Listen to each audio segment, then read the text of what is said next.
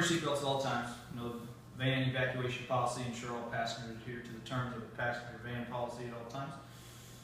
Ensure all doors are locked and passengers secured in the appropriate seating places. Cell phones are for emergencies only and are to be used only when the van is self-parked. So no driving and talking on your cell phone. Best thing to do is put it in the center console. Only use it in case of emergency. No food, drinks, or smoking allowed. And read maps only when the van is safely parked as well. Be patient and courteous at all times. Road rage is strictly prohibited. Your passengers count on you to be cool and keep them safe. Aggressive driving. So now we're going to go over some aggressive driving. Aggressive driving puts your life and those of your passengers in danger. It also endangers the lives of others on the road. And poor driving reflects badly on your organization. Aggressive driving is passing on the right when it is unsafe and illegal to do so, tailgating, excessive lane changes, blocking traffic so they cannot pass, speeding and making unsafe passes.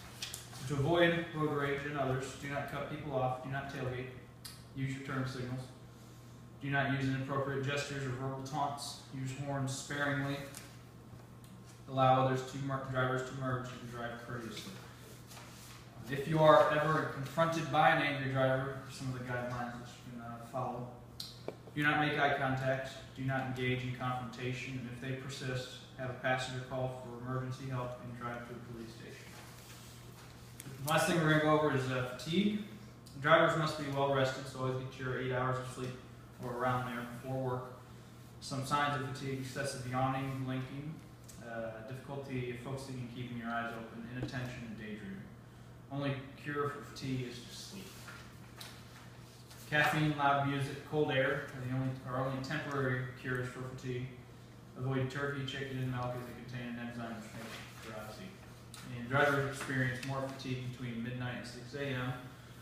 You'll be working most of the day shift. Every once in a while you might have to do an overnight shift, but so you most likely won't have that problem. Be aware that 3 p.m. to 5 p.m. is a time when fatigue is common.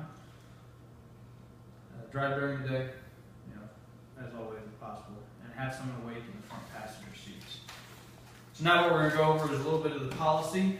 It is established to prevent increased risk of accidents, injuries associated with the use of the 10-passenger vans.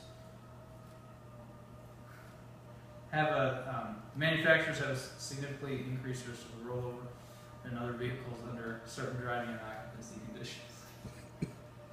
Driver must be a current employee and at least 21 years over age. You must have a valid state operation driver's license and have a safe driving record, which we've done those checks already. The safe driving record generally means no suspensions or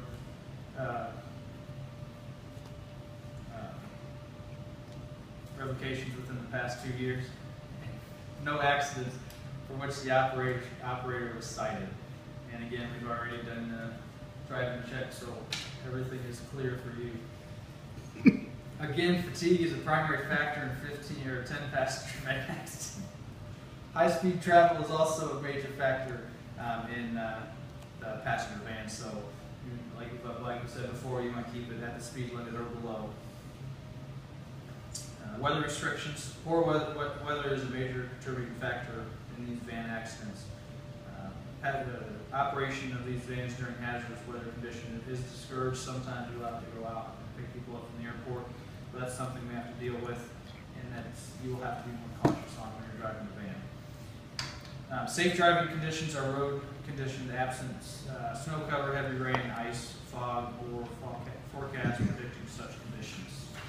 Again, cell phones are prohibited. You can't be on the use of drugs or alcohol.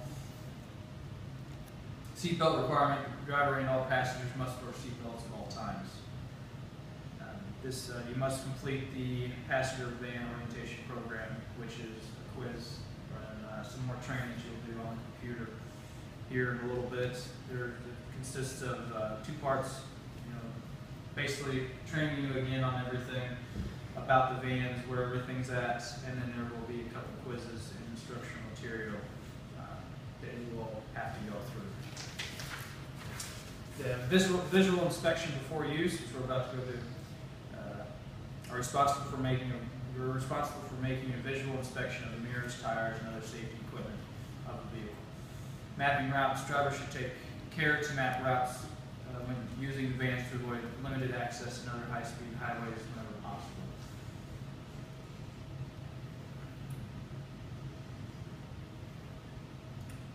See some of the stuff we've already gone over. Safety equipment. The vans will be checked regularly for tire wear and serviceability of all safety equipment. First aid kits. You always ensure that all the passenger vans have first aid kits. So that is a little bit about the policy and what we have to do to make sure that everything is in working order. So now what we're going to go do is go outside the van, and we'll go through some of the checks that you have to do usually, and then we will be complete. So let's go ahead and go outside the van. So this is the van here. It's awfully big. It is. It's very big. It's a lot of horsepower and a lot of metal, so you really have to be careful. So basically what we're going to do is I'm going to go around and open up the hood. Okay. And what you always want to do is check all the fluids. So you want to check the oil, brake fluid, window washer fluid. Make sure all those are at the correct limit. Make sure all the doors are working properly. They open and close easily. They have the locks and everything. What you want to do is you want to go around and check every tire for the tire pressure. And on the inside of the door there is a tire gauge that you check those with every time before you go out. You want to do that. And in the morning we do pre-checks. Always check under the vans for leaks, oil, fuel. And if you see anything, you want to get the maintenance guys out here to take a look at that. Now, if you want to come around the van here and hop on in, we'll do our last little pre-checks here. So basically, when you get in, you want to have someone else with you. You want to check out every single blinker, make sure that they're working properly. The lights as well. You want to make sure that the wipers are working correctly along with the wiper fluid, just in case you're ever out in the rain, snow, some splash of dirt on it. You want to check that.